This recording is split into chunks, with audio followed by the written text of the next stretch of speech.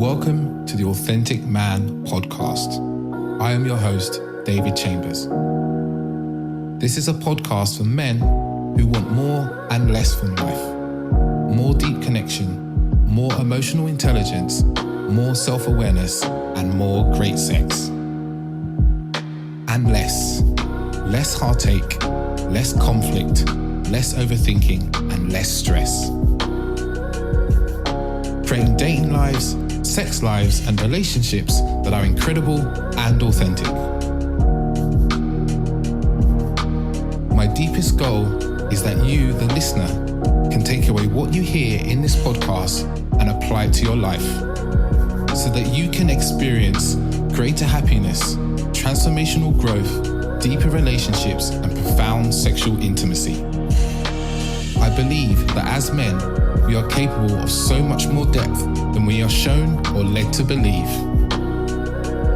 So join me as we get deep into this.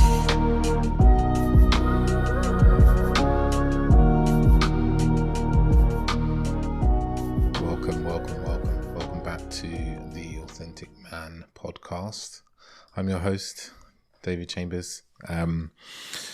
I'm a men's dating, relationship and intimacy coach. I've been working with men on and off for over a decade, helping them just connect deeper to the women or men that they meet, connect deeper to themselves, their own desires, their own wants, their own goals, their own passions, and also connect more to the world, to friends, to family, and connect sexually, because it's a really important part of our life. And, this Authentic Man podcast, as the intro said, is really about getting more from life. And this episode here with my friend Massimo, I love talking to Massimo. We've done Instagram lives together, and I hope we should do an event at some point. It keeps coming to me.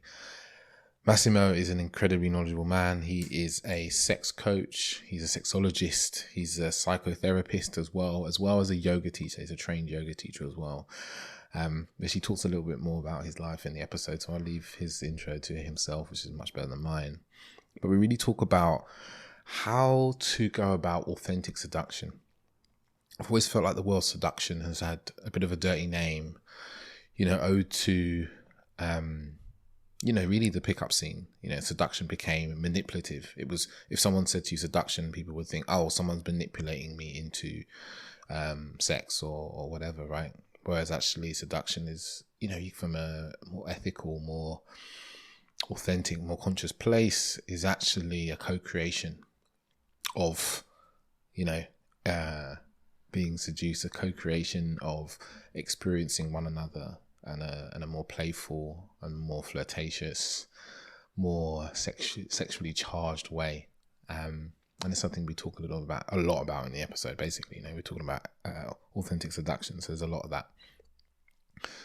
But before I go into any more detail about that, I'm just going to let you know what I've got coming up in terms of requests and events. Actually, one of my first requests is that if you're enjoying the podcast, you enjoy listening to it, if you've listened to a few episodes, please hop over to iTunes or wherever you listen to your podcasts and just rate, review, and even subscribe, because it just means that more people get to see my podcast, which is, allows me to help more men and women. I know there's a lot of female listeners. A lot of you are messaging me on Instagram, asking me for different, episodes, or saying how it's really helping you to understand the male perspective, which is really beautiful to hear.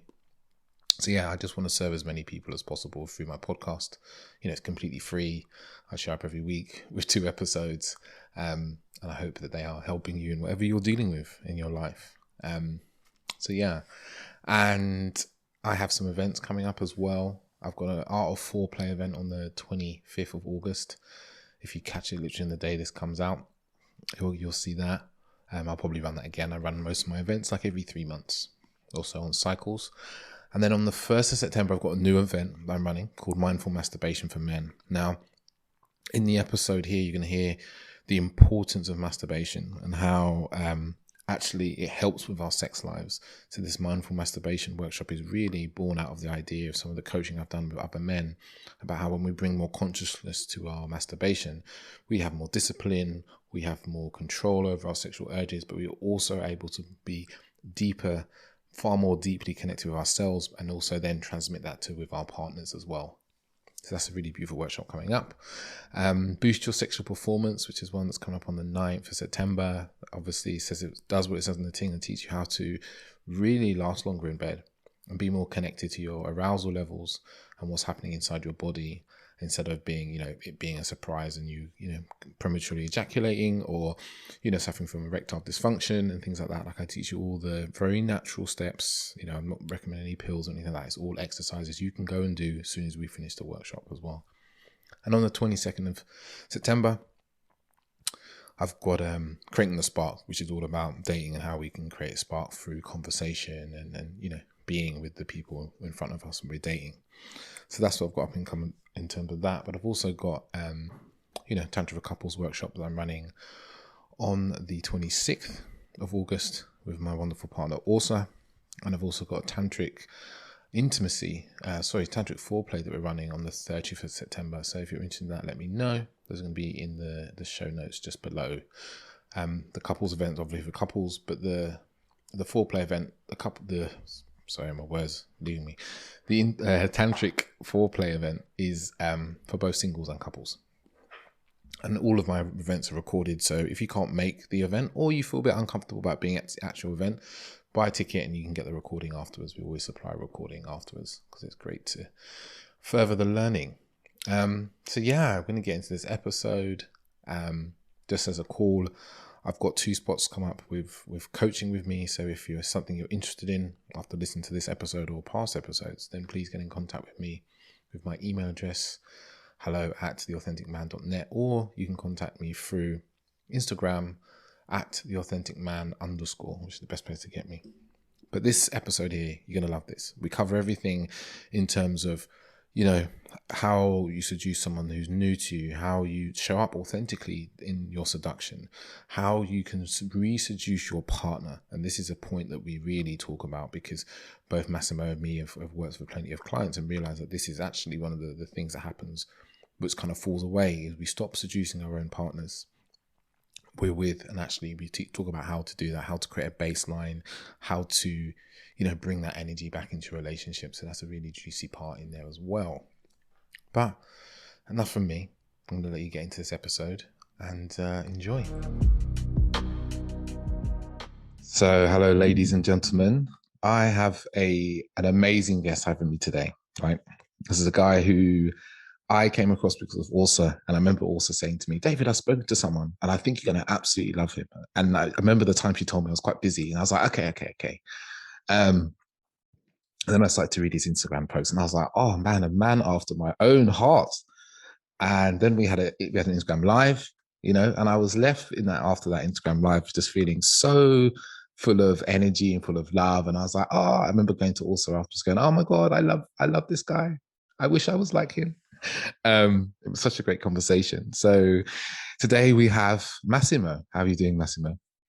I'm super good, David. It's great to be here and great to have this conversation again with you. Yeah. So Massimo does a lot of things. He lives a very varied life, a very interesting life. We always end up, even before this, we talk for like 25 minutes, half an hour, just talking about our lives, what we're up to. But how would you describe the work that you do, Massimo? I guess it's a very interesting intertwine between psychotherapy and sex therapy. I'm a sexologist. I'm a psychological therapist. I recently got my expert accreditation for coaching, which was a great thing too. Yoga teacher, CPD speaker. I think that's about it for the time being, but there's a lot of other things that go with that. But the main thing that I focus on is sex therapy and being a sexologist. Mm-hmm. When I hear even the yoga teachers, there's this real harmony of mind and body, and I know from our conversation, soul as well. Absolutely, I think it's a pivotal connection that's. I guess my career in general has always allowed me to sort of focus on all the different areas, starting in the head, being in that very much the head space, and then moving to the body, the more sexualized side, and then a past business that I put together, which was called EMX. It was Mind, Body, Skin. It was sort of the incorporation between psychology, body, and fitness, and aesthetics as well. So I guess I've always had this sort of underlying principle of really trying to align body, mind, soul. That's beautiful. And I love that. That's really beautiful, because I think so often when it comes to sex and intimacy, because we were so locked in our brains all the time doing our, most people in their day-to-day work, it's very cerebral work, that we just bring that same attitude into our intimacy, into our sex lives. And we actually need help to help us come out of that into the body so that we can actually connect with our partners. It's such a great point. I guess one of the exercises that I always sort of prompt a lot of people to do is that if you are in that cerebral space, it's try and give yourself sort of conscious moments throughout the day where you actually do start connecting with the body. It's like, even if you are making love to your partner, right, and you're very in the body, try and sort of allow yourself to go to the head and actually think about the sort of relationship that's unfolding. So it's never losing sight of either one of the things. So it's like, when I always say, when you're too much in the head, go to the body. When you're too much in the body, go to the head. And it's trying to find that sort of nice symmetry that really works for you. It's that mind, finding the kind of the edge of where the mind and the body meet, the mind and matter meet. Reminds me of my Vipassana meditation that I was listening to recently, and he's talking about that and how it's the meditation is the meeting of the mind and matter. It really popped into my head. I like that. So a question I like to always ask all my guests is how did you come to do the work that you do now? What was your journey to doing this work? To be honest, I was destined to be a dentist. Because I know it's very, very orally inclined, and I'm more about the whole body rather than just oral. But a family history of being in the dental field, and I actually fell into it, to be honest. I was doing a modeling show for FHM in South Africa, and I had just started studying psychology, and that evening I was introduced to a sexologist. And I desperately wanted a clinical placement, and he introduced me to what came to be my professor. And I started training with her while I was studying, and within sort of a year and a half, I was running her therapy department.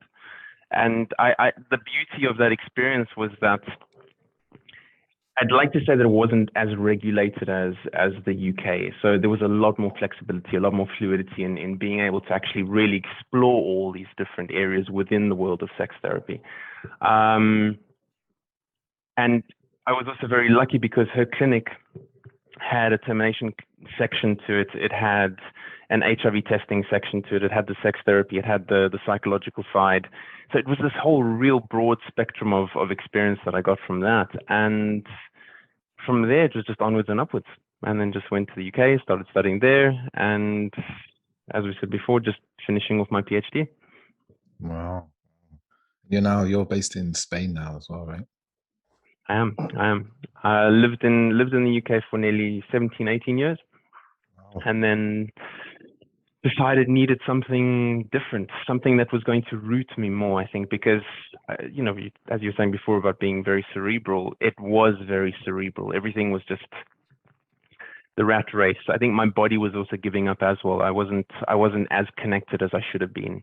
And when I made that decision to actually go, okay, yeah, time is up, it was incredible. I want to call it a landslide, but it was really a positive landslide that just kept sort of flowing to where it is right now. So it was a good decision, really good decision. It's amazing how, as you say, it was just kind of a chance encounter, Well, I mean, what's interesting is that I think all the biggest changes in my life were based on chance. Like even me coming to Spain, it's like I came to visit my best friend. I arrived here, and that had been a year of being teetotal, from going out in London, having the sort of the party boy lifestyle, no relationships whatsoever, just literally monkhood, if I want to call it that way.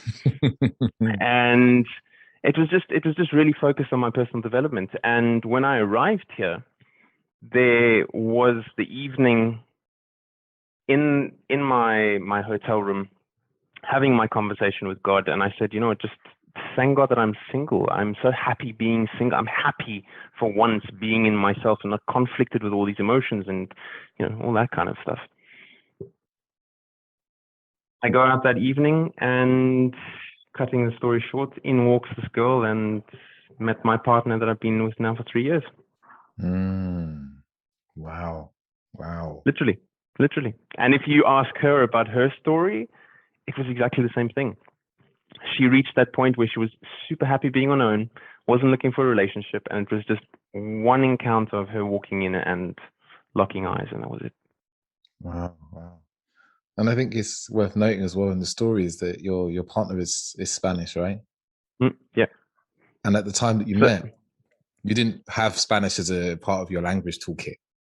Dude, I have Italian as a part of my toolkit, but let me tell you what, and you know, I know the topic is about seduction, so maybe this might be actually helpful.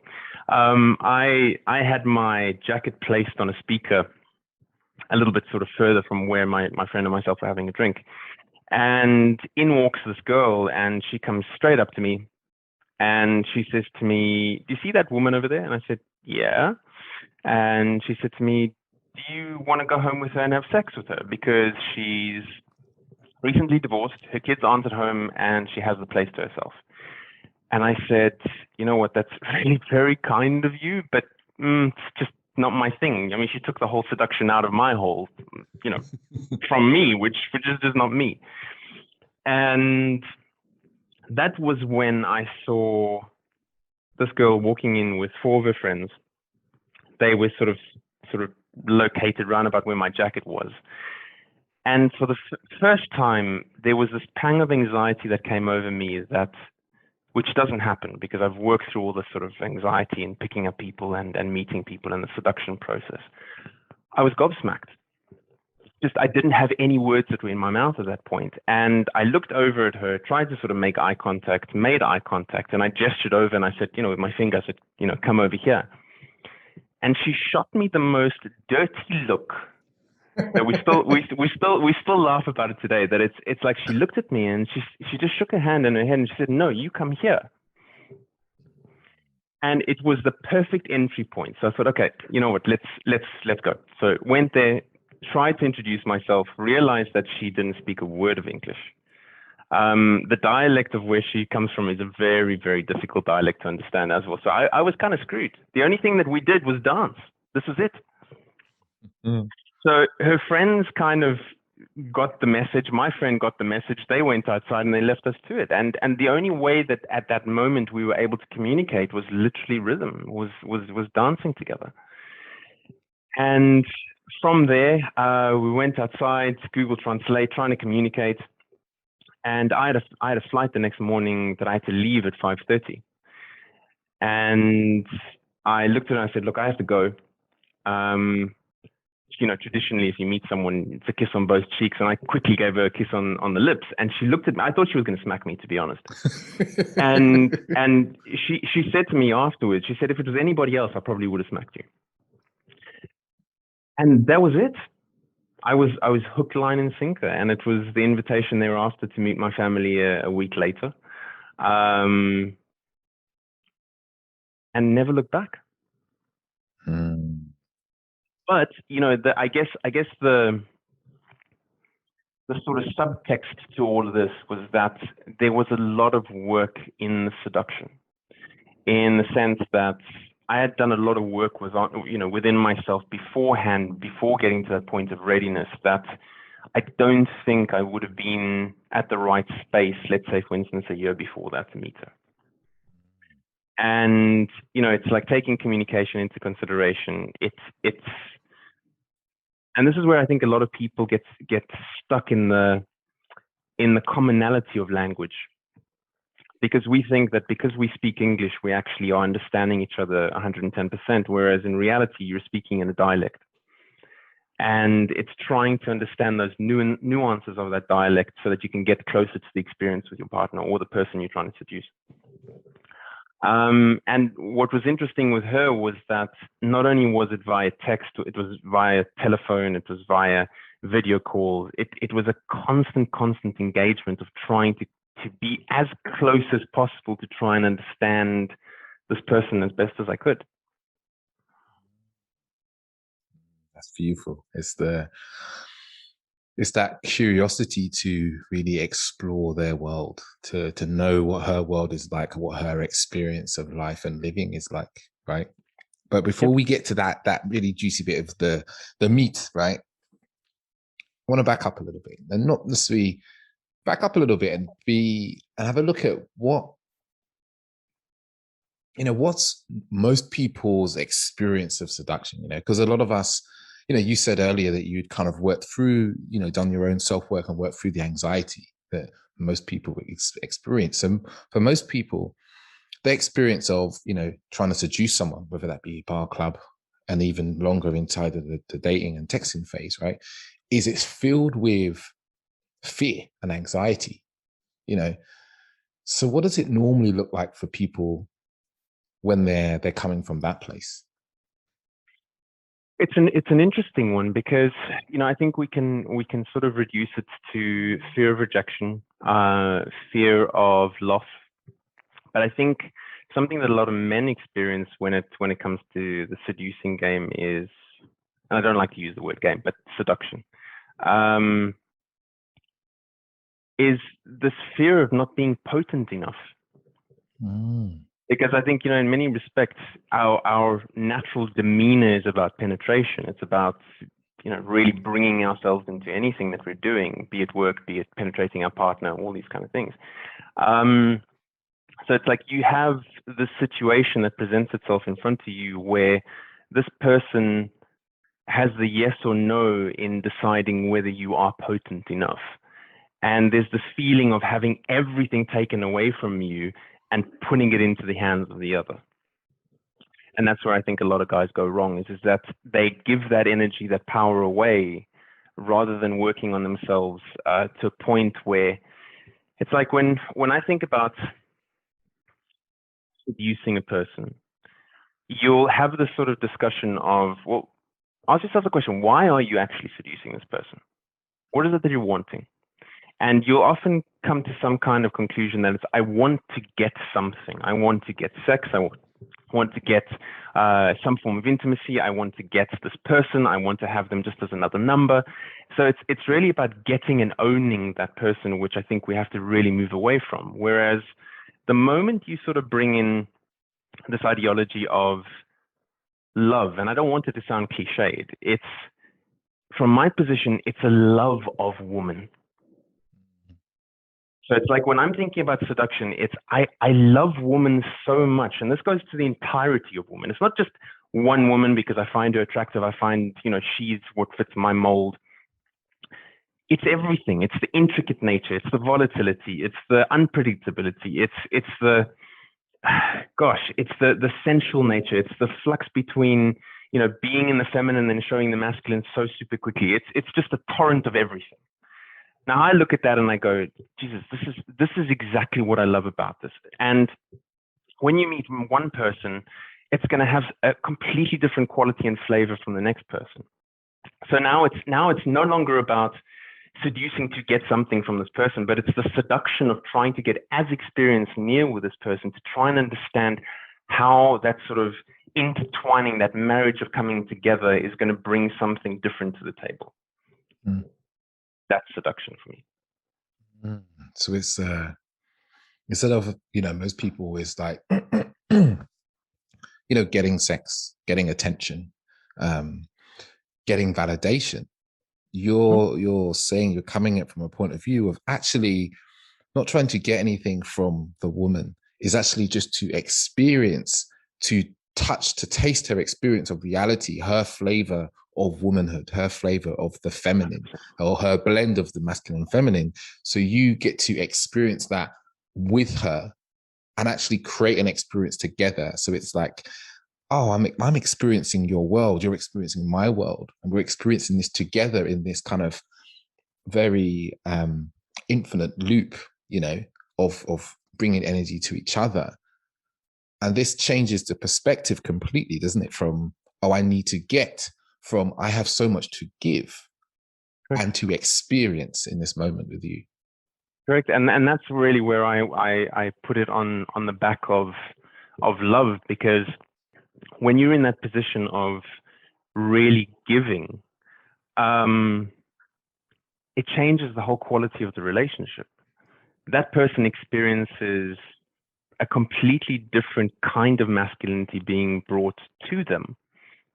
That it's actually, I don't need you, I don't want you, I don't want to use you, I don't want to do any of these different things, but dance with me so that I can have this experience with you and we can feel if this fits right for us.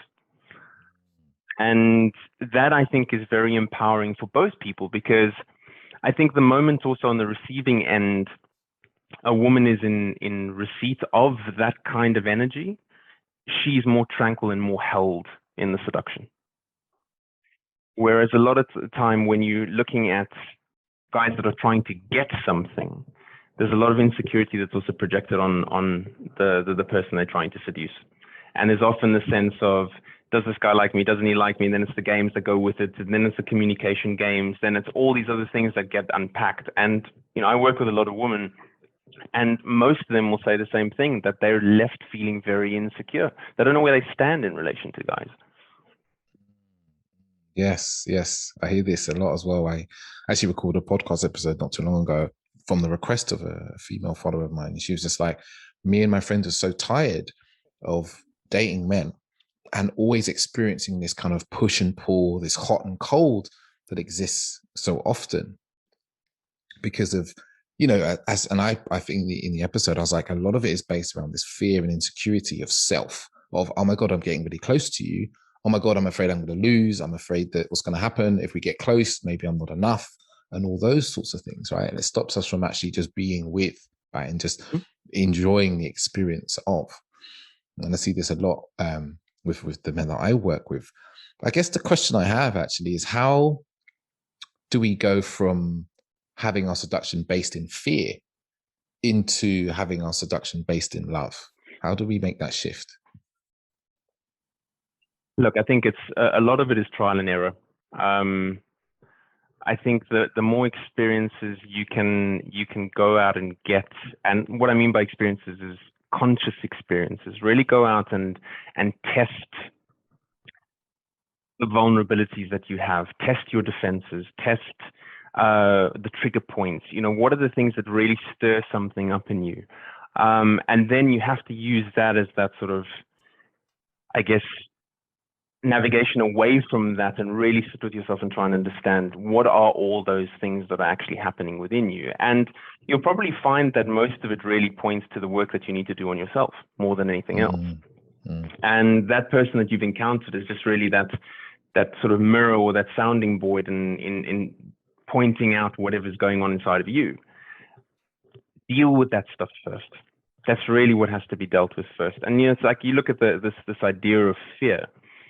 Fear fundamentally is the same thing as excitement, right? It triggers the same kind of anxieties. It's all more or less the same thing on a physiological response or physiological level. But the moment you can sort of play with that narrative and change that narrative, and that in itself feeds into your self-image and start changing your self-image and the narrative around your self-image, then it's just finding the right experience that goes with that. It's like fear and excitement are one of the same in our bodies and in our minds. We've just spent so much time labeling some things to be fear and some things to be excitement because of what we kind of think logically in our brains, of what we've been told to a certain degree as well. So it's almost like, instead of the fear of rejection, it becomes the excitement of rejection, right? Because which is an interesting thing, because it's like, you know, the moment that you can sort of recognize relatedness as trying to meet someone, trying to meet them on a level that there is communication, there is closeness, there's understanding, there's symmetry. It's like when you get thrust into a dancing situation and you're dancing, let's say I dance salsa, so you dance, you know, meeting someone for the first time. there of course is going to be some kind of rhythm that's a little bit mismatched, but do you allow that to sort of take away from the actual enjoyment of the song, and you don't give a shit about stepping on each other's toes and how daft you may look or anything like that? Or do you focus on, Jesus, I'm terrified about how everyone's looking at me, how am I going to perform, all these different things that come equally into relationships as well? This is where you always have a choice. And I think a lot of people in general disable that ability to recognize they actually have a choice. It becomes so automatic to them that I'm in a situation, I feel uncomfortable, I must focus on all the bad things that are happening and try and hide or mitigate them, instead of have that level of acceptance of like, oh, of course, as you put it, the dance, of course, part of this dance is that I don't know this person and we're trying to find our way and our rhythm. And actually that's part of the enjoyment of the dance, that you find that. And as you become more kind of, to use a word we said it earlier, more surrender to that, but also to put all your energy also towards what you love, what's going well, what can be enjoyed between the two of you, your rhythm between the two of you will start to sync up more easily because of where you're putting your focus and where you're putting your energy. I mean, one thing that we said before was, or I don't know if I mentioned, but it's the why going into these situations. And I mean, as a rule of thumb, I'll speak about myself here, that picking up or meeting women in a club has just never been my thing, ever. It's like, you'll get the guys that go to clubs that are machines at meeting women, and vice versa. Yeah. I was thrust into a situation that, historically I would not have approached her, because I can't speak, I can't use my linguistic abilities. I can't sort of weave a sense of holding space for her so that she can start building trust and rapport and all these different things. I had to think out the box when I met my partner. So it's when I look back at that and I ask myself the question, why did I approach her? Because the reality is that I was never going to let her get away. Now, if I sort of rewind to 7 years before that, I don't think I had the capacity to actually answer that question. It would be, yeah, I know what I want from the situation, but it's to take something, it's to experience something. And I guess it's also building that arsenal of different kinds of experiences. But I think if you're the kind of man that I think we're also talking to, is not only are you looking for experience, but you're also educating yourself in the same breath. So it's not you're just looking for experiences unconsciously. You're actually challenging yourself to grow through these experiences. It's like taking on the idea that everything we experience is a learning, that we can learn from this, and not kind of in this kind of clinical way of like, I'm going to learn this thing, because we don't always know what the lesson is before we get there. It's not like going to school where, your timetable is set out. This is the school of life of actually, maybe it is, we'll talk about bars because this is an easy one everyone can relate to. You go there and know that in this kind of divine way, I'm going to learn something about myself tonight. And you can go with a joy, it's like, oh, I'm going to learn something about myself tonight. And I can be at ease with that. And you may meet people who challenge you, who make you think, who inspire you, all in the same breath. And those things are so much more possible if you don't just focus on what's going wrong, your fears, and trying to attempt to hide and mitigate those things. I think a lot of people set themselves up for failure through this as well, because, if you really think about it, okay, once again, the why. You go out to a club. Why are you going to a club? You're going to a club to enjoy music, have a good time with your friends, have a drink, not drink, whatever it is. There's so many different many sub experiences that are meant to be had in the sort of one encounter, and meeting someone really should be the cherry on the top. Yeah. So it's like the attitude that comes with that. I look at a person who goes to a club and is joyful in it and going, I'm so reduced right now that it's like, I'm just happy to be out. I'm happy to see my friends. I'm happy to have a laugh. I'm happy to have a chat with the bar guy or the bar girl. Whatever it is, whatever stimulus is actually being presented to yourself, meeting that with a joyous character or attitude, you're in a state of abundance all the time. But then if I change that attitude and I go, look, I'm going to this club because I want to go meet someone, Jesus, how much pressure are you putting on yourself? And that for me is an absolute self-sabotage. You have sabotaged yourself 110% going into something that should have just been easy and in flow. Yeah. And then in that, creating that pressure, I feel like it's by creating that pressure, you also amplify the things that you're afraid of, because that's where your mind goes under pressure. A lot of us, many of us will focus on how we can stop the bad things from happening. Like, okay, I'm under pressure. I'm in a situation. Okay, how can I make sure these bad things don't happen? And all we do is we make them grow in our consciousness, in our mind. And we completely forget about the simple enjoyment of like just talking to other human beings that are in and around. And it's something that I see with clients is like, okay, so you want to meet people, but how about we just start enjoying meeting all the people we meet everywhere, instead of it always having to be about what you can get. Like it becomes, what I'm really hearing from you is, let's start enjoying all the small things that are there, right? So that wherever we're going, we're going to have a good time, because we're not trying to get anything. We're just trying to enjoy what is happening around us in any given moment. And also giving to the moment, not always looking to take. It's not a transaction. It's how can I give my all to this moment, to the people that are here, to the things that are around me? A phrase that I quite like is sensory overload. And this is where you have the choice. You have a sensory overload in focusing on fear and sort of really overloading that sensation. I ride a lot of motorbikes, and one of the things that you learn when riding a motorbike is learning how to corner. Okay. Now, one of the first things that you have to encounter is overriding the fear response of crashing in a corner. Because you've got something called counter steering. So if I push right, the bike goes left. If I push left, the bike goes right. So it's all counterintuitive. Okay. It's not just sort of steering the handlebars. But one thing that happens with the psychology of people who, this happens in cars, motorbikes, whatever it is, skiing, you name it, is that the minute you focus on the thing that you're scared of, the whole body responds in a way to actually take you to the thing that you're scared of. So if I'm scared of the corner and crashing in the corner, where's my tension placed? I move my head. The minute I move my head, I move my shoulders, I move my arms, and I just go and crash in the wall. Yeah. And we do that with our minds. We're doing this in our minds. Now, if we're using this whole idea of sensory overload, the same thing can happen in the other way too. So it's like, on a very, very basic level, right? The only thing that you're going to be taking from the clubbing experience, let's say, is you're going to have a great time with your friends. Nothing more.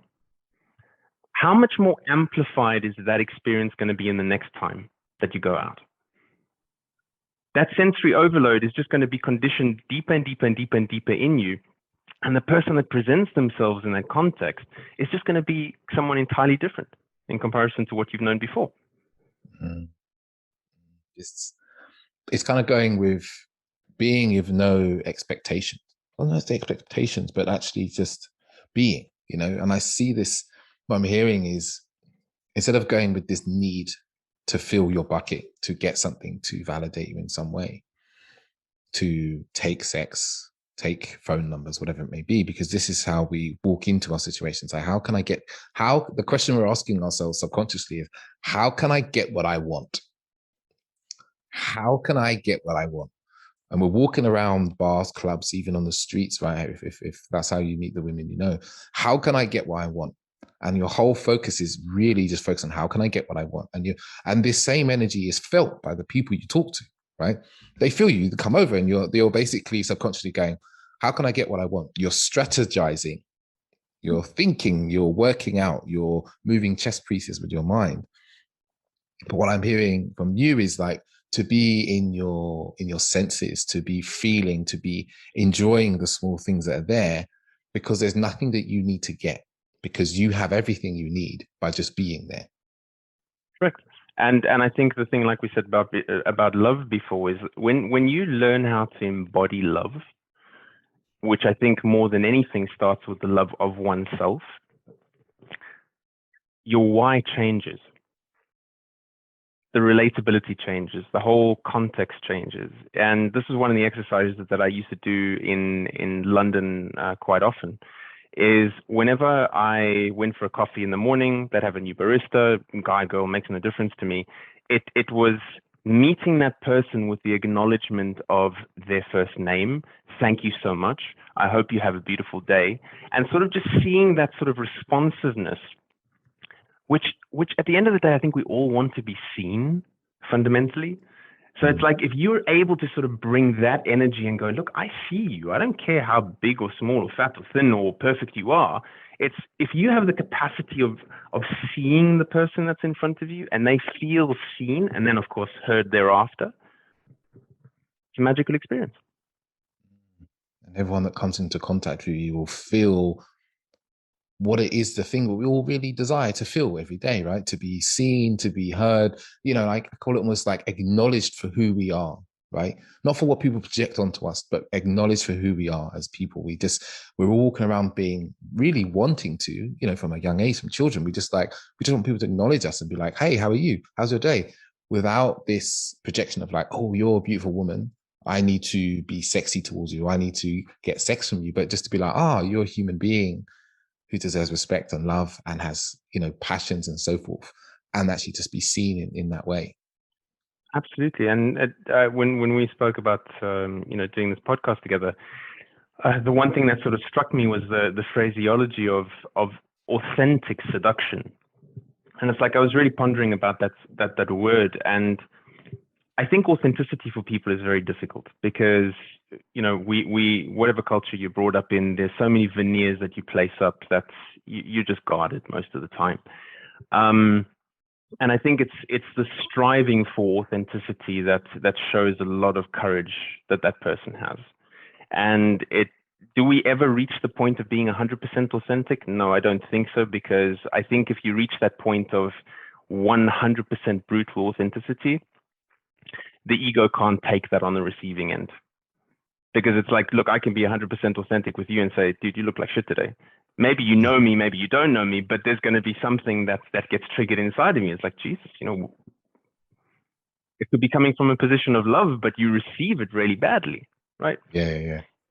But when I apply that to authentic seduction, it's really trying to bring who you are to the table, risking showing the other person who you are.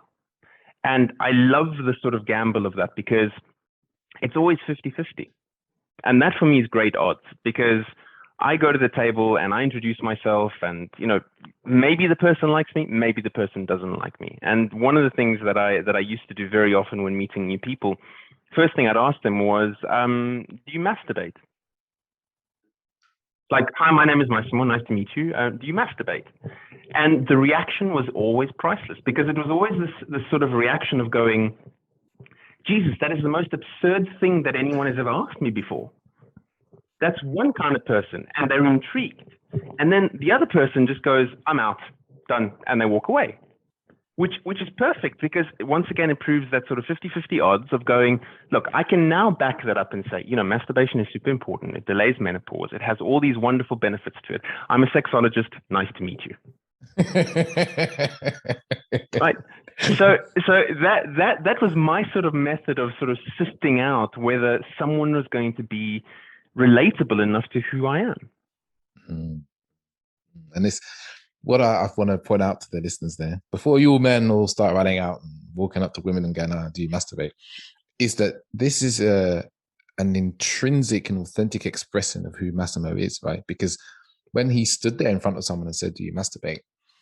He was detached from the answer, right? Is what I'm really hearing. They were free to answer whatever. If they said yes and they continued to talk to you and they said no and they left, that was fine. And you meant no offense to anybody. You simply were you were expressing who you were. And also it goes completely in line with who you are, your life expression and your life's work. This wasn't just some line that was thrown out with a huge tinge of fear of like, oh, how's that going to be received? You stood there grounded in the ground, like, hey, my name's Massimo. Do you masturbate?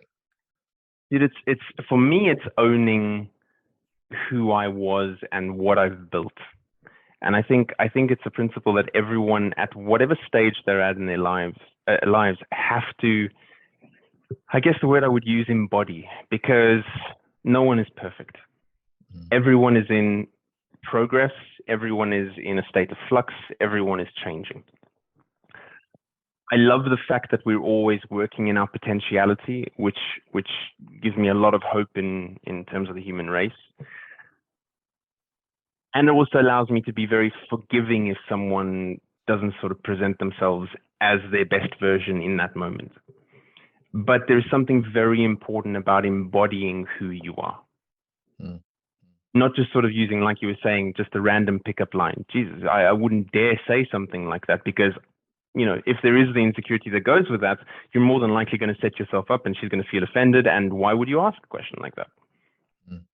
Exactly. But I do have a question, right? So say, for instance, you're a guy and you're anxious, you're a bit fearful, you're a bit insecure. And, you show up in that way. You just show up with these, maybe you are, want of a better word, kind of emotionally vomiting yourself on the women that you meet, right? So Okay. like, hi, and then just like giving the sob story, the sad story, the fear of the life. And that isn't really going to be creating this sort of authentic seduction or authentic connection that you want to create. What is the kind of missing ingredient there for those guys?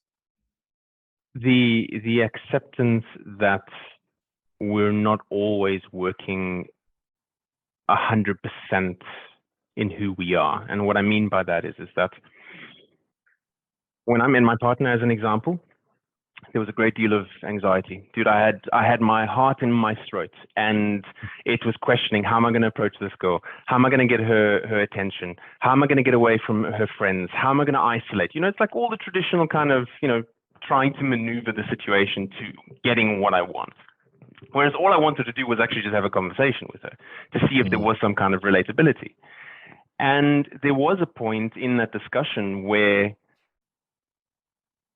she highlighted, "You're nervous." And I said, "Absolutely, I'm nervous. I'm owning this 110%. There's something that's happening here, which is very, very different for me. It doesn't usually happen. And for me, the most important thing there was owning that side of myself too, because look, if I'm honest, I was nervous. There's no denying something like that. So I think the moment you sort of are authentic in yourself and being able to own that side of yourself, it's forgivable. Whereas if you're just a bumbling fool and then you just turn around and run away, now it's just become awkward. Be a bumbling fool and say, look, I'm sorry, you're so beautiful that I'm just, walking all over my words. There's something here and I just can't get it out. I'm not usually like this, but hey, this is who I am. Yeah. And there's also the kind of acknowledgement in there that acknowledging those emotions, those fears, they start to have less power over you. They start to have less kind of control and hold over you. But also there must be an acknowledgement that you may speak your truth, you may say how you feel, and the other person has their whole other experience of what they're dealing with, what's going on, and how it lands for them based on their life, their own trauma, their own perceptions of people as well. You see, you're flagging up something very interesting. And what comes to mind for me is this idea of expectation. Usually when you're talking about seduction, it's I go out of my way to introduce myself to meet this person, but the underlying feeling or thought is that I expect something back from this person. You've already set yourself up. If there's no expectation whatsoever, and I'm just going there to see what this experience is going to be like with this person,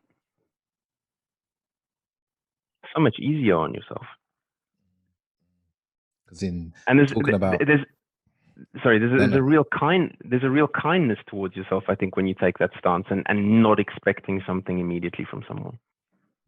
Because when you go with your feelings, whatever those feelings are, and you're expressing them, if you have no expectation, then whatever happens, whatever the outcome is, you can be okay with that.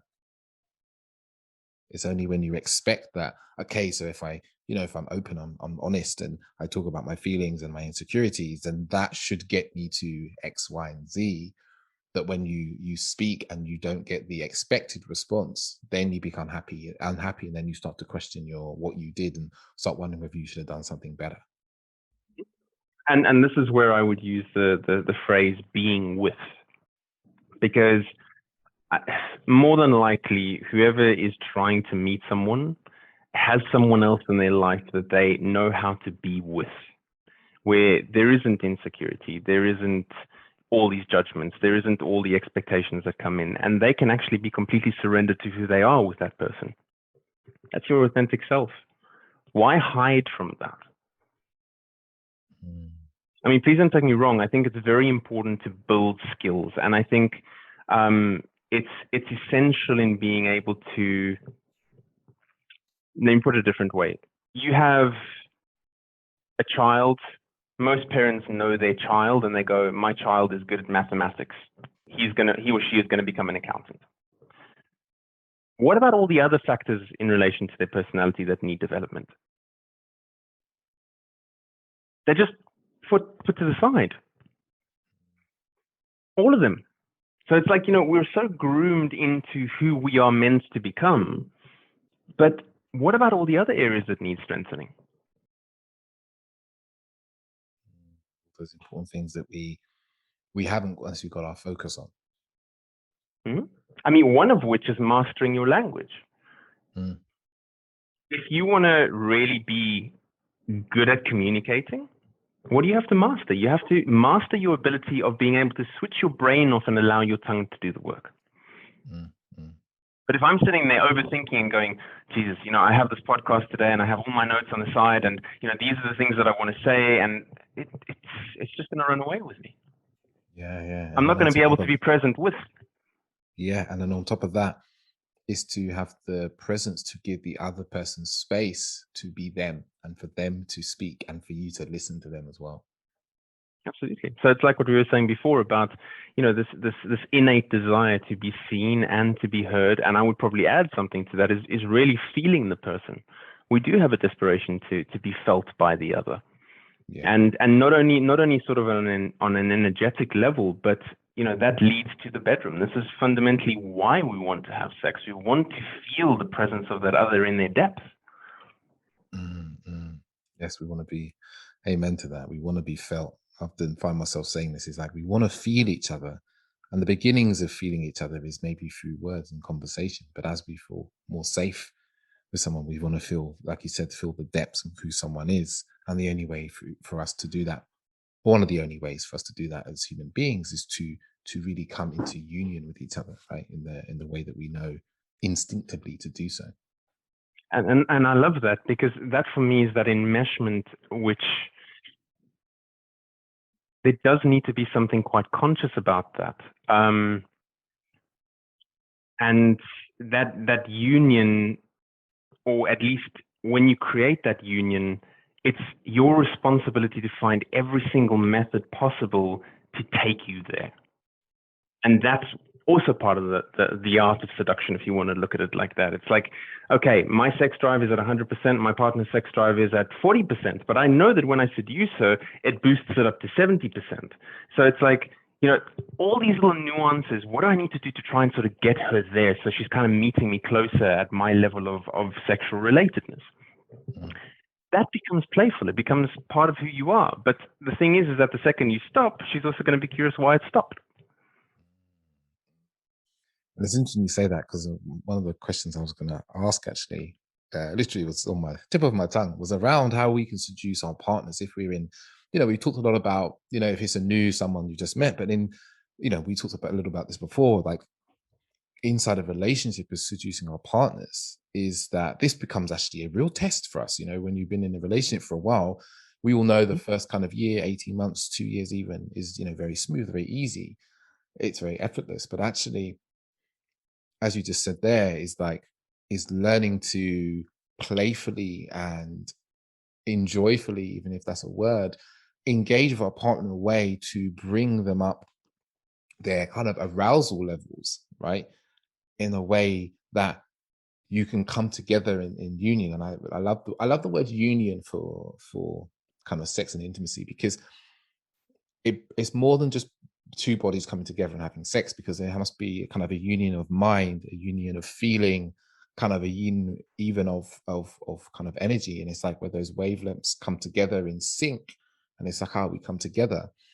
So how can people start to, because this is a huge problem in relationship, and I'm sure you see this a lot in your work, is like, how can people go about being in relationships where they find there's a mismatch between desire between two partners, and start to seduce their partner again, like in this kind of beautiful, authentic way, inside a relationship that has been going for some time?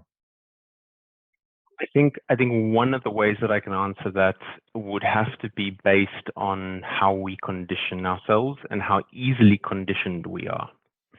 So you said 18 months. I think it's a great time frame. Your initial stages of your dating or your seducing is 3 months, give or take 3 or 4 months. That's probably like the heightened period. What are you doing in that period? You're curious about the person. Your communication skills are quite intense.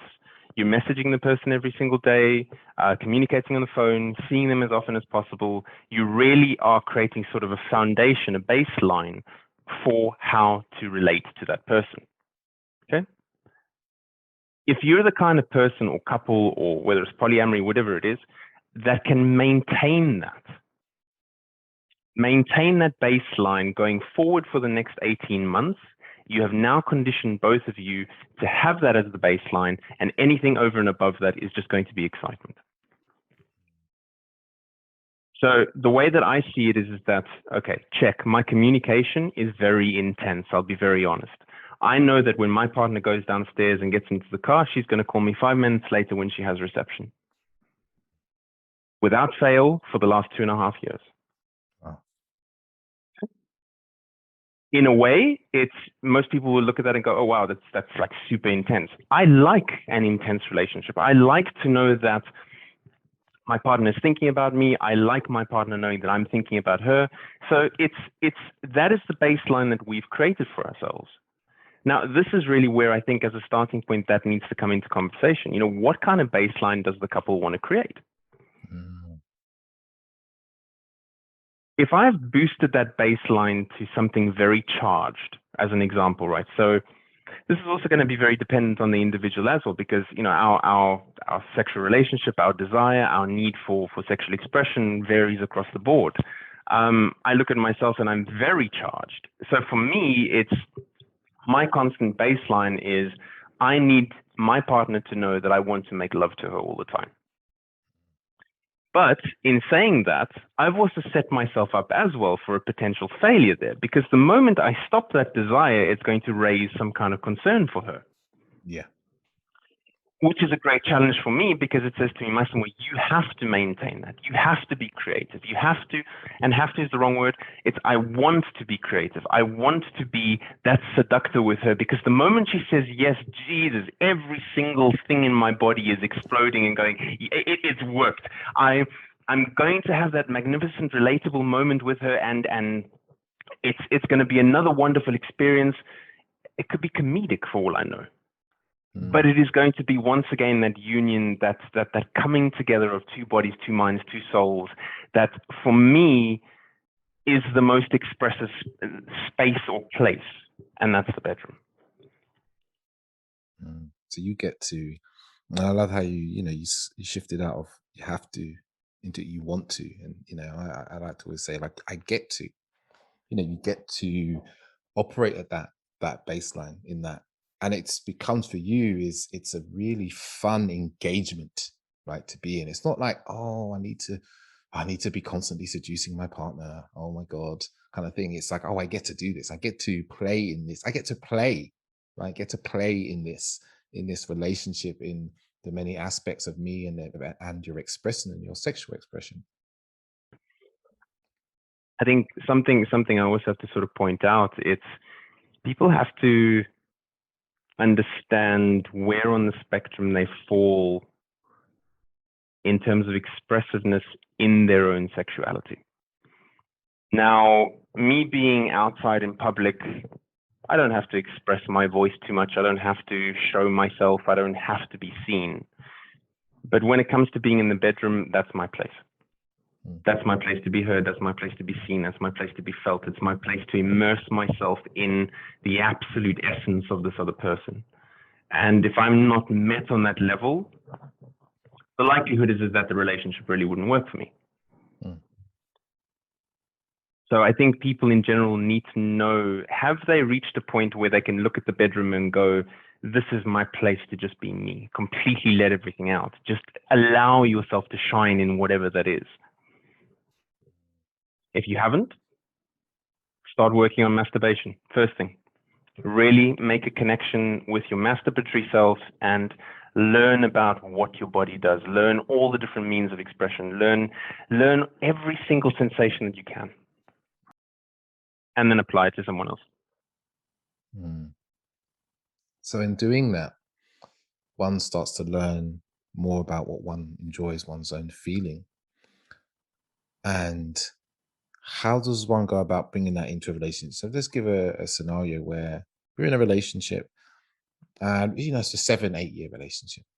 And the baseline is now very low. It's very low. And there's not much seducing happening from either partner. One could argue the polarity is very much disappeared between the two people. One of the partners starts to, he starts to masturbate a bit more. He starts to learn more about his body. How does he bring this learning into the relationship? It's a great question. My partner was incredibly against any form of psychedelic. Okay. And I mean, she's starting to become a criminologist. So you can imagine the entry of something like that just doesn't come into the narrative at all. It's a drug and this is illegal and this is just the way that it is. And so what I did was that I explained my experience. I explained my need. I explained the reasons why I needed that journey and why I was going to go down that journey. And something that I've also learned in this relationship more than any other is that you have to do what you need to do and you have to do what you want to do. Of course, there is going to be some kind of reaction to that. But I think if you're being your authentic self, the minute you sort of deny yourself, you're always going to potentially resent the other. So it's trying to find, what works. And I saw the adverse reaction that she had the first time. And she said to me, I hope you never do that again. And I said, I can't promise that, and I can't tell you that I will never do it again, because for my personal development and my understanding myself, it is the next phase of my development that I desperately want for myself. It's my healing. So a side note there is that it's also potentially running risk that the other person is not going to like that and they're going to leave. I don't like to get into that sort of narrative of being fearful if the other person is going to leave. If the person is going to leave, they're going to leave. But what I did is that I started watching sort of mini documentaries about mushrooms, about ayahuasca, about psychedelics and the healing and what comes from that. And at that time, we would watch TV. Ironically, it was during the pandemic, so of course, there's really very little to do. So start looking for all these different things, and I could see that she was kind of listening to it and observing it, and just sort of her ear was pricking up and sort of just seeing the narrative that was unfolding in front. And then one day she pipes up and she says, I want to try. And I facilitated that journey for her, which was one of the most extraordinary things that she's ever encountered, but then equally me being privy to something like that. So I guess the reason why I'm bringing that up is that the minute someone within a relationship is blocked, you need to once again ask yourself, why am I in this relationship? Because part of that responsibility is the well-being for your partner and yourself. So it's looking at that blockage holistically and bringing as much as you can to try and help that person not only recognize that there's a blockage there, but it's something that both of you can work towards. If you want to look at it therapeutically, you call it a rupture. There's a rupture in the relationship. There's a tear. Something is not aligned. Something's not enmeshed. But that doesn't mean because there's a rupture, it can't be fixed.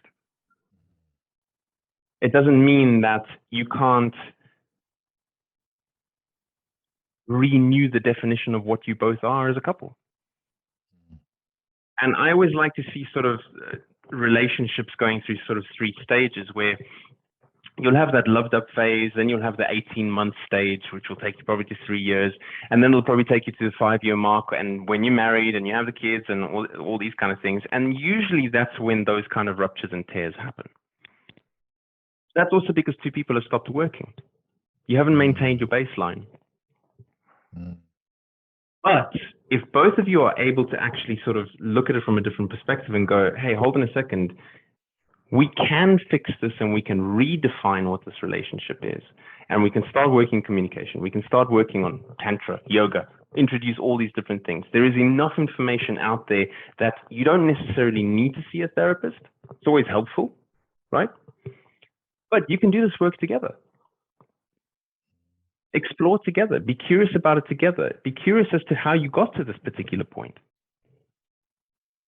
And I think that curiosity in itself is always a massive game changer. What I'm hearing is like when we get into situations where, as you said, there's a rupture, there's something that's not in alignment. Is what I'm hearing is really important is the curiosity to look at it and not the fear to run away from it, right? Because I think that's something that probably happens in a lot of relationships. One person is curious and one person is fearful, or both people are fearful and they both run away from the problem and kind of hide away from that there's an issue.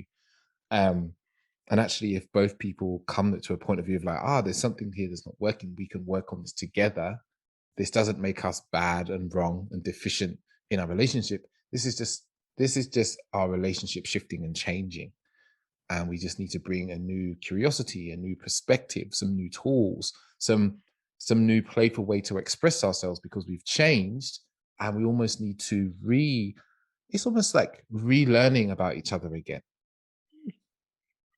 I think it's such a great phrase, relearning about each other. And if I look at my partner, there's something I learn about her every single day. But that's also based on the back of me being curious and watching her and being very attentive to all the nuances and a real love for wanting to learn more. That in itself has really served me. It's really served me in being far more conscious in bringing myself into the relationship and meeting her on that level. Maybe she doesn't do it as consciously as me, where I sort of bring in this therapeutic mindset and, all the training and everything like that. But there's a naturalness about her ability to do that as well. And we're always sort of learning from each other in that sense. I hold that space for her. She holds that space for me. And, leveling up each time. What I'm hearing is like, it's a level of just putting one's attention, being present with one another and putting one's attention onto each other. And I think this is the thing that goes missing in so many relationships is people take for granted that human being is there and they put their attention everywhere else. They're putting their attention in other places and they're like, I don't need to put so much attention here because I know what this is. I know what this is like. And actually, if we do that for too long, we stop knowing who they are. And then there comes a moment often where there's a surprising moment of, wait a minute, you're not I thought you were. What's happened here? And in those moments is when we need to bring that attention and the curiosity to like, okay, I've realized that I've maybe neglected this, not paid attention. How can I bring more curiosity to this? It's an interesting dilemma because that makes me think of what happens a lot in the dating world. Because, I mean, please don't take me wrong. I love dating, like I said before, because it's the the opportunity of being in the presence of the feminine and being in absolute awe. So you have this whole spectrum of all these different women that are presented in front of me. And I'm going, yeah, I'm relishing every single experience. But then when you decide to actually engage with one partner, this is where I think there does also need to be some kind of conscientiousness about going back to, why am I doing this? Because the one part of the honesty with yourself, or authenticity with yourself, is asking, what kind of relationship do I want? Do I want a monogamous relationship? Do I want a polyamorous relationship? It's identifying those variables first and foremost, because I'll be honest, I have a very polyamorous mindset, and I think it's a wonderful way of expressing yourself and connecting with many bodies and many minds and many souls and all these different things. But I'm in a relationship which is a monogamous relationship.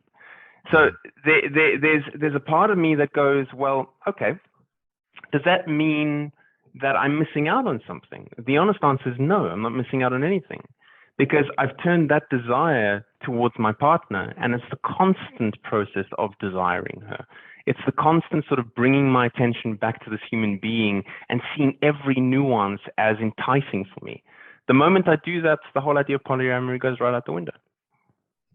Because it's almost like you're able to recreate your relationship and your relationship to your woman constantly. So it becomes a new relationship with new nuances and new traits and new characteristics and new types of lovemaking, because you're paying the attention that most people will put.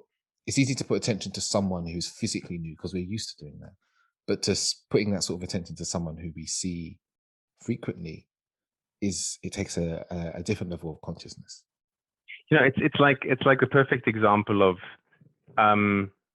rubbing a clitoris in a particular way. Your partner says, I like my clitoris to be rubbed like this. Today, she will orgasm. You do exactly the same thing tomorrow, she's not going to orgasm. And that's that sort of, well, you have an orgasm today. Let me be curious about how I can actually get to that point. You know, let me really explore her body so it becomes like it's my body.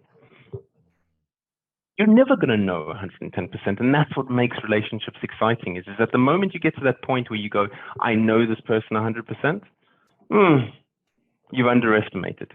You've really, really underestimated your partner, and equally, I think your curiosity. You've turned something off in you. Beautiful. Yes.